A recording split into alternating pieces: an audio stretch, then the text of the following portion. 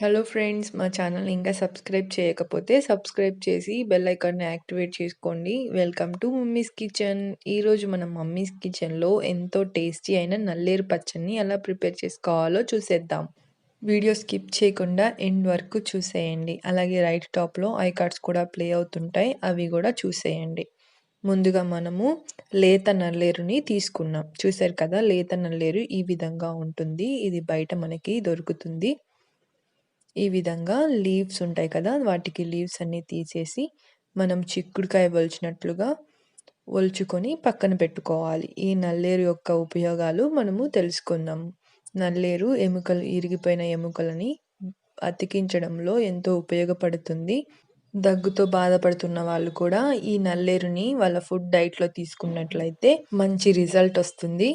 అయితే ఇన్ని ఉపయోగాలు ఉన్న ఈ నల్లేరుని మనము పచ్చడిగా ఎలా ప్రిపేర్ చేసుకోవాలో ఈ వీడియోలో చూసేద్దాం.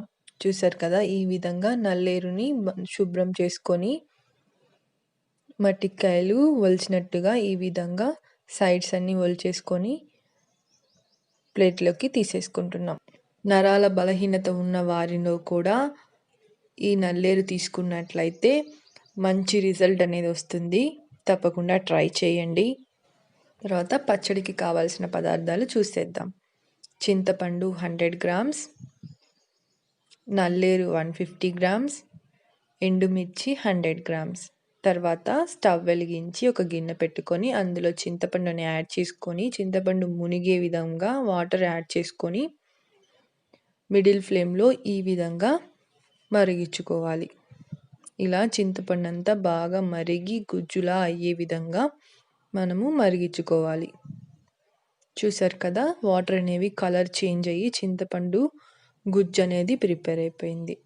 దీన్ని పక్కన పెట్టేసుకొని స్టవ్ వెలిగించి బాండిల్ పెట్టుకొని అందులో 2 to 3 స్పూన్స్ ఆఫ్ ఆయిల్ని యాడ్ చేసుకొని ఆయిల్ కొంచెం హీట్ అయిన తర్వాత మనం ముందుగా ప్రిపేర్ చేసి పెట్టుకున్న నల్లేరుని కూడా యాడ్ చేసుకొని బాగా మగ్గనివ్వాలి. మనం పచ్చడికి టమోటాలు, మిర్చి ఎలా అయితే మగ్గబెట్టుకుంటామో ఈ లేత నల్లేరును కూడా మూత పెట్టి మగ్గపెట్టుకోవాలి. ఈ ముక్కలు అనేవి బాగా మెత్తగా అయ్యే విధంగా మగ్గపెట్టుకోవాలి. మిడిల్ ఫ్లేమ్లో ఉంచి మూత పెట్టి బాగా మగ్గనివ్వాలి. చూసారు కదా, ఈ విధంగా మగ్గినట్లయితే మనకి నల్లేరు అనేది రెడీ అయిపోయినట్లే. దీన్ని పక్కన పెట్టి పూర్తిగా చల్లారనివ్వాలి.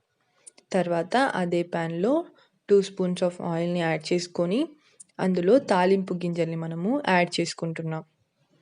ఈ విధంగా ఆయిల్ కొంచెం హీట్ అయిన తర్వాత తాలింపు గింజల్ని కూడా యాడ్ చేసుకున్న తర్వాత అందులో 1 to 2 స్పూన్స్ ఆఫ్ జీలకర్రని యాడ్ చేసుకున్నాం. తర్వాత మనం ముందుగా ప్రిపేర్ చేసి పెట్టుకున్న 100 గ్రామ్స్ ఆఫ్ ఎండుమిర్చిని యాడ్ చేసుకొని మిడిల్ ఫ్లేమ్లో బాగా ఫ్రై చేసుకోవాలి.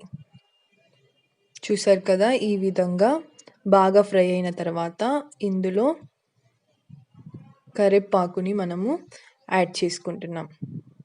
తగినంత కరివేపాకును కూడా యాడ్ చేసుకొని మిడిల్ ఫ్లేమ్లో బాగా రోస్ట్ చేసుకోవాలి. ఈ విధంగా బాగా రోస్ట్ అయిన తర్వాత దీన్ని పూర్తిగా చల్లారనిచ్చి గ్రైండ్ చేసుకోవాలి.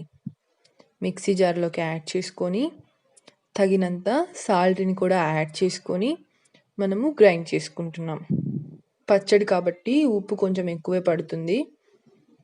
ఈ విధంగా మనము 1/2 స్పూన్ ఆఫ్ సాల్ట్ని యాడ్ చేసుకొని గ్రైండ్ చేసుకున్నాం.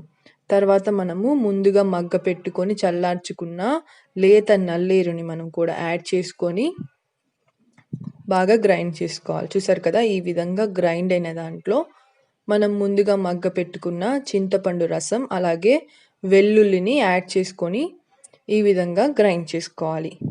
గ్రైండ్ చేసుకున్న తర్వాత మనం ఫైనల్గా తాలింపుని యాడ్ చేసుకొని మిక్స్ చేసుకోవడమే. అంతే, ఎంతో టేస్టీ అయిన నల్లేరు పచ్చడి రెడీ అయిపోయింది.